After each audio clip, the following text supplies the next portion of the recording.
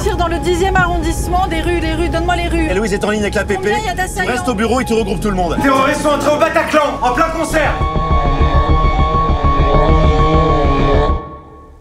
J'ai trouvé ça passionnant, ça m'a appris déjà plein de choses, je voulais en savoir plus, j'ai trouvé ça très documenté, très bien documenté.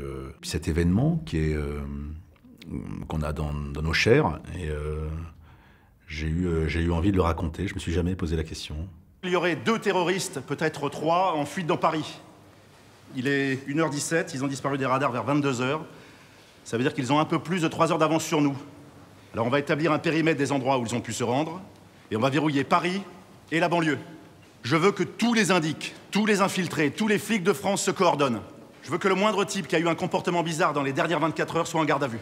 J'avais peur qu'on s'attaque à cet événement tragique gravé en nous comme ça et que ce soit réducteur de le traiter au cinéma d'une façon ou d'une autre. Donc j'appréhendais.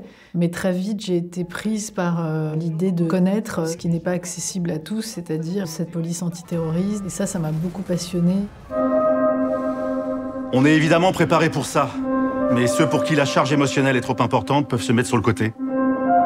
Je veux pas qu'on laisse place à nos émotions personnelles. Parfois, la fiction nous protège, et là, le fait que ça soit un événement, réel, a dû me fragiliser, en même temps m'a donné de la force, parce que j'étais fragile. Non mais reprends-toi là, rassemble-toi, moi j'ai besoin de toi. Personne ne le connaît, on n'a rien sur lui. Comment vous l'avez récupéré, l'adresse? Je l'ai suivi. Vous avez travaillé en dehors de toute procédure. Que la solution arrive ailleurs, en fait. Ce qui m'a frappé, c'est que c'est de l'ordre du détail. Une basket orange, une témoin qui déboule de nulle part, avoir l'œil à tout. Et puis de la procédure dans l'urgence, ça c'est assez étonnant. C'est remplir autant de procès-verbaux alors qu'en fait ils sont déjà en retard. Ces gens-là ont une vocation, comme les chirurgiens ont les vocations de sauver des vies. Ces gens-là, pendant 5 jours, ne sont pas rentrés chez eux ni le jour ni la nuit. Ça aurait duré 2 fois plus s'ils l'auraient fait, je suis sûre.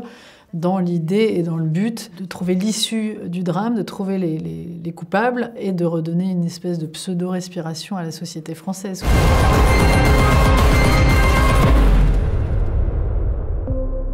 Je sais où sont les 2 terroristes.